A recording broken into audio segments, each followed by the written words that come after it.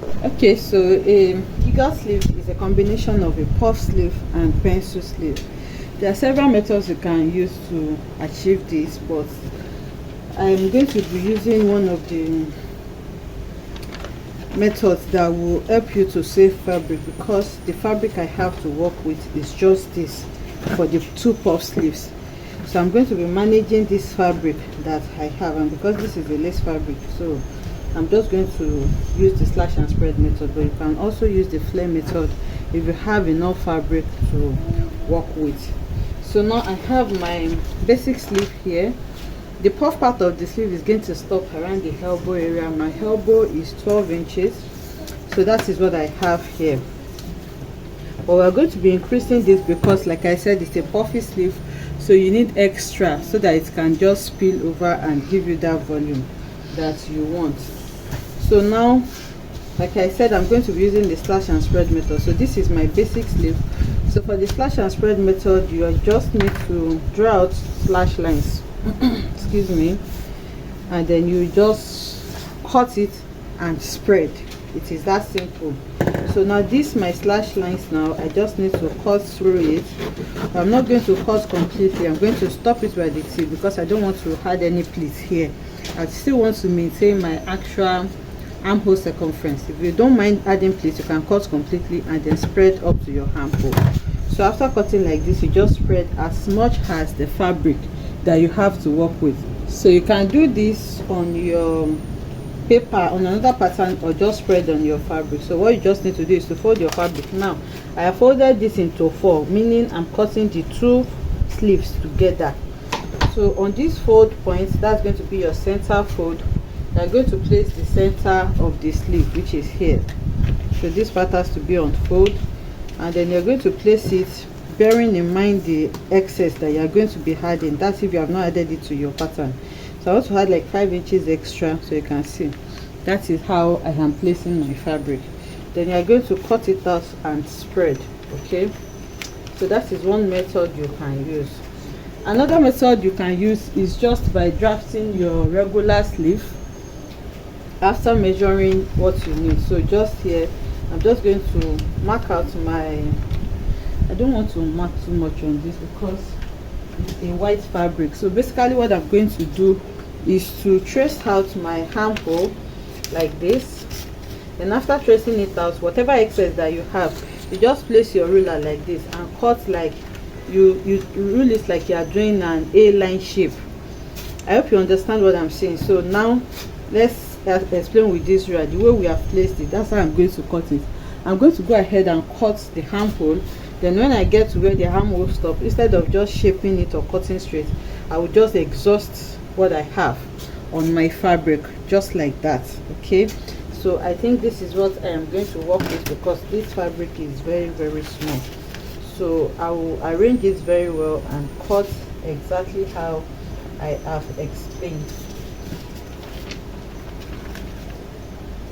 Okay, so you can see how I have cut it out. I just cut out my armhole shape. I added 1 extra inch because I did not have allowance of this pattern, and then I just connected this. Ideally, if you have it on fabric, you'll be able to spread it very well, something like this. Okay, so that it will give you like a round shape, but because of the fabric that I am working with, I will just make do with what I have here. So I'm going to notch it. So like I said, it's in 2 parts. It has a puff part, okay, which is what we have just cut out. We are going to, you can see it's still going to be puffy, but it's not going to be a lot. So we have cut that out, and like I said, it's going to stop on my elbow. My actual full sleeve length is 24 inches. So now this puffy part is going to stop here, which is 12 inches. So you deduct these 12 inches from the 24, which is your full sleeve length, and you're going to have 12 inches. So now for the pencil part, now I have cut it out. It's simple. I just put my fabric on fold into 2 like this, and then I measured out 13 inches because I will need allowance. So I'm not going to hem it on this part because it's a selvage, but on the upper part I'm going to need allowance to sew it to my ball. So that's why I cut out 13 inches. You can see 13 inches here, and then the width that you're going to use for this is the width of that elbow. That's where it's going to start. you take that measurement very loosely. You can see I have 14 inches here, so unfold, that's going to be 7 inches. So you can see what I have here. And then the width of this hem, you're going to take that loosely as well. Okay, so that is what you're going to use on your hem as well. So now I have it. This is the lower part, this is the second one for the pencil, and this is the bow. So to sew it now, I'm going to, this is the hem of the bow and this is the hem of the pencil sleeve. You can see that it is obviously bigger. It's like 2 of what we have on the pencil sleeve. So what I'm going to do now is to place them right side facing right side like this, and then I'll go ahead and gather the excess that I have to fit into what I have on the hem on this one. Okay, so I'll gather it just like this. I'll do that and bring it back to show us what we have. Okay, so I have done this. I've gathered it. You can see I gathered the excess just to fit into what I have there on my elbow area. So this is what it looks like now. You can see the volume that we have. So because this is a cord lace and it's a bit strong, so it's still going to give me something nice despite the fact that the fabric is small. So in order for me to be able to control this, remember this is in excess. This is more than my actual elbow measurement, which is 12 inches. So I don't want this puff part to exceed its 12 inches, so that this will not be too long. So for me to be able to control this and also conceal all these rough edges, I'm going ahead to cut out my actual sleeve, my actual basic sleeve, which stops at my elbow. Okay, so this is my actual sleeve and this stops at my elbow. So that's what I'm going to use to control this. So what I'm going to do now is to spread this like this, and then I'm going to take the hem of this basic sleeve. Now it's just a normal basic sleeve that measures the 12 inches that I need for my elbow. That's what I have here. You can see. Okay, it's just my regular basic sleeve with my actual round sleeve measurement. So that is what I'm going to use to control all this volume that I have here.